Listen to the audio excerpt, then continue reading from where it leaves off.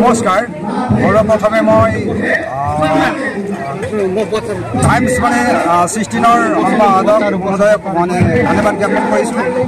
বিশেষকৈ আমাৰ উৰিয়ামাট অঞ্চলৰ মানৱ উন্নয়ন সেৱা সমিতিৰ তত্বাৱধানত আজি গুৰু পূৰ্ণিমাৰ উপলক্ষত বেদ ব্যাসদেৱৰ জয়ন্তী আদি ধুমধামেৰে পালন কৰা হৈছে আৰু আমাৰ ইয়াত আমাৰ ক্ষেত্ৰৰ 18টা শাখাৰ বিভিন্ন জেগাৰ পৰা ভক্ত পালন উপস্থিত হৈছে। লগতে আমি বিভিন্ন জেগাৰ পৰা আমাৰ শিক্ষক মহোদয়সকলক নিমন্ত্ৰণ জনাইছিলোঁ।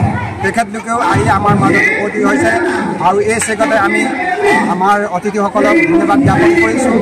আমি প্ৰতি বছৰে এই জেগাত গুৰু পূৰ্ণিমা আমি গান কীৰ্তন তথা ৰাখোঁ আৰু এই কাৰ্যক্ৰমে আমি যে জীৱনত যে গুৰুৰ আৱশ্যক সেই কথা আমি জনাবলৈ বিচাৰিছোঁ। কাৰণ গুৰু মানে জীৱন মানে অন্ধকাৰ, গুৰু মানে অন্ধকাৰ, ৰূপ মানে প্ৰকাশ। গুৰুৰ অৰ্থ হৈছে অন্ধাৰ কৰাৰ পৰা পোহৰলৈ লৈ যোৱা আৰু এই কামটো কৰে বিশেষকৈ গুৰুৱে। সেয়েহে আমি জাতি বৰ্ণ ধৰ্ম নিৰ্বিশেষে সকলো একত্ৰিত হৈ আমি মানৱ ধৰ্ম পালন কৰি আজি গুৰু পূৰ্ণিমাটো পালন কৰিছোঁ।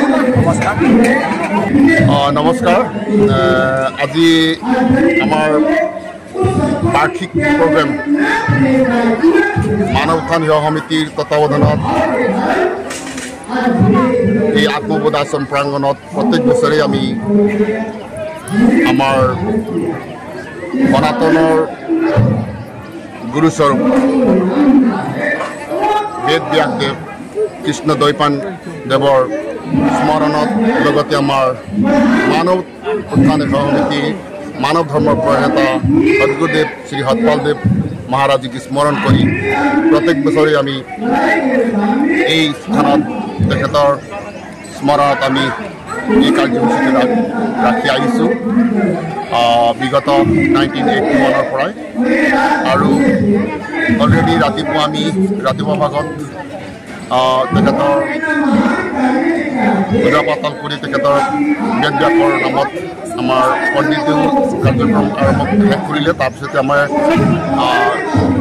পেৰেড কাৰ্যক্ৰম, লগতে আমাৰ পিটি পেৰেডৰ কাৰ্যক্ৰম, লগতে ঝাণ্ডা উত্তোলন পতাকা উত্তোলনৰ যিটো কাৰ্যসূচী আছিল সেইটো শেষ হোৱাৰ পাছতেই বিভিন্ন গায়ক গায়িকাৰ পৰা সুমধুৰ ভজনৰ কাৰ্যক্ৰম, তাৰপাছতেই অহা উপস্থিত ভক্তসকল, লগতে আমাৰ বিভিন্ন স্থানৰ পৰা অহা টিচাৰসকলে নিজৰ নিজৰ মন্তব্যৰে আজি কাৰ্যক্ৰমটো আজি অতি শুৱনি কৰি পেলালে আৰু তেখেতসকলক আমি ধন্যবাদ জ্ঞাপন কৰিছোঁ।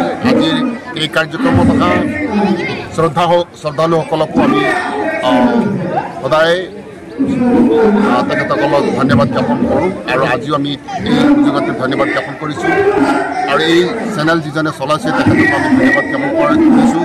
আপোনাৰ চেনেলৰ মাধ্যমে আমি জনাব বিচাৰিছোঁ যে মানৱ উত্থান সমিতিয়ে সনাতনৰ পৰম্পৰাক ৰক্ষা কৰি এই কাৰ্যসূচীটো অনাগত দিনবোৰতো এই কাৰ্যসূচীবিলাক পালন কৰি যাব, চলাই থাকিব। ইয়াৰ পৰা আমি এটাই ৰাইজৰ আগত আমি এটাই কথা উত্থাপন কৰিব বিচাৰিছোঁ যে আমাৰ যিজনে আমাৰ বেদৰ দৰে এটা মহান কাব্য, 4 বেদৰ কাব্য আমাৰ মাজত তেখেতে লিখিত হিচাপে ৰাখি বেদব্যাসক আমি সদায় মৰিব লাগিব। সেয়েহে আমি বেদৰ বিষয়ে জানিবৰ কাৰণে আমি ইচ্ছুক হ'ম। বেদত যে আমাক 4 বেদৰ 4 ক্ৰিয়া 4 জ্ঞানৰ বিষয়ে যিটো তেখেতে আমাক অনুযায়ী থৈ গৈছে, তাৰ এই বস্তুটো প্ৰত্যেক সনাতনীয়ে জনাৰ আৱশ্যক বুলি আমি ভাবোঁ। বৰ বিশেষ দীঘলীয়া নকৰিম, মই ইমানতে কৰিছোঁ।